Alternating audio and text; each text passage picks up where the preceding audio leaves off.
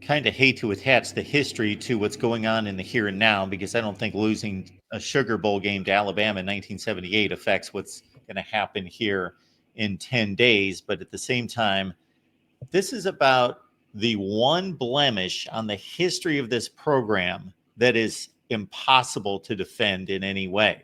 And it's, of course, 2-13 against this conference. I can't defend it.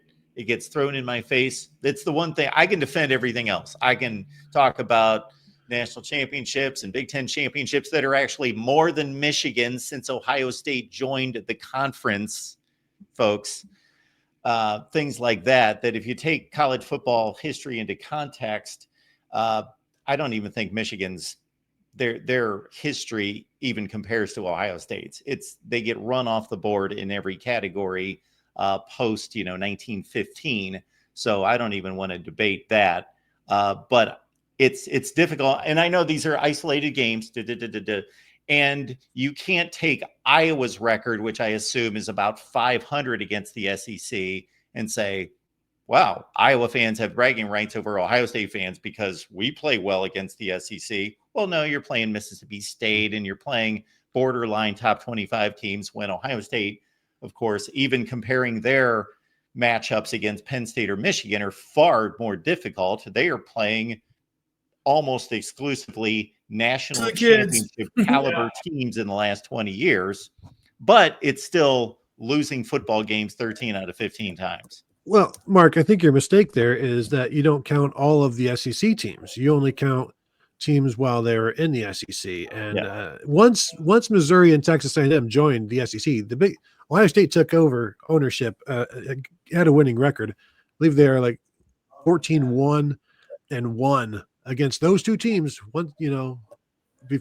Until this last loss against Missouri, they were 4-0 against Texas A&M all time, and they were like 10-1 against Missouri. So that washed away that 2-13 right then. As soon as they added those two Oklahoma teams, I haven't gotten to that part yet, Mark. That kind of hurts it. Okay, but still, it is something. It's the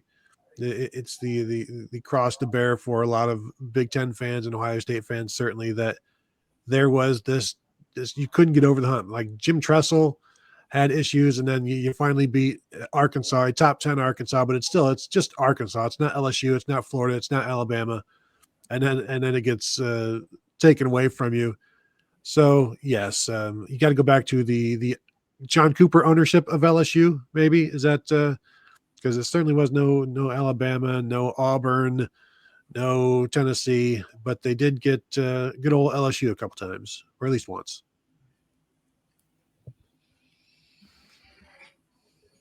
Steve's remaining silent on the topic. I'm back in. My internet bleeped out for a minute there, but that's part and parcel. And they've always lumped these playoff games, considered them as part of your bowl record. So do they now have to go forward and call it bowl/postseason record? Is that what they're going to call it? Because, this is a postseason game, and yet it's being played at the campus site. So I don't know if they're going to count this toward their bowl record. I assume so. But at any rate, their Ohio State's bowl record and Ohio State's bowl record against SEC and Ohio State's record against SEC teams and Ohio State's record against Tennessee, all that needs spiffed up and would look really good with a bright green and red, Christmas present W under the tree for Christmas. Boy, it would make a fun holiday season for everybody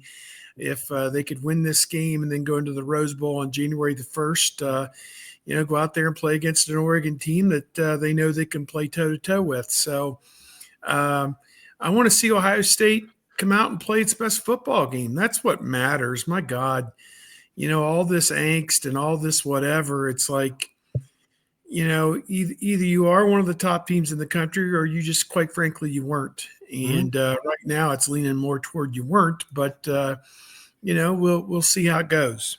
Yeah, you can change the entire narrative of the season or start changing the narrative by just being as good as people thought you were supposed to be and showing it against a Tennessee team that, frankly, has not lived up to, I think, the hype there this year. They've struggled on offense at times.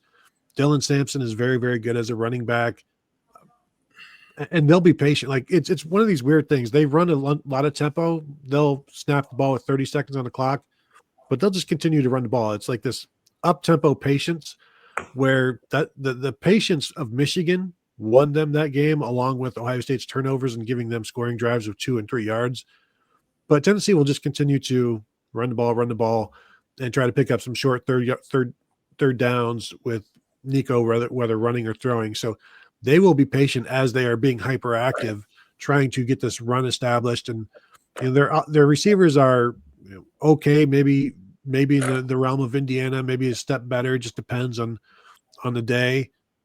And so the Sampson is clearly, if you stop him, then you've got a pretty good chance. If you don't, then we've seen like he's run on everybody and Tennessee has still lost. So like stopping him is the key, but even if you don't, that doesn't mean you're going to lose to Tennessee.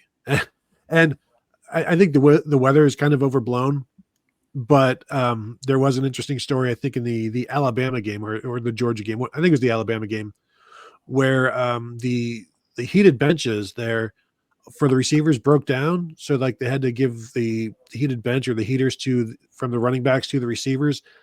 And so that, because it was so cold, the game time temperature was 55, and it was a daytime game, if I recall. So if they need heated benches at 55 and they're struggling, then, it's going to be, I don't know, 25, 30 at kickoff for this one.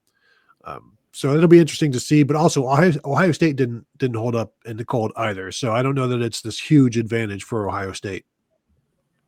Yeah, 0-1 in games played at 30 degrees right now. So yeah, it's the Tampa Bay Buccaneers.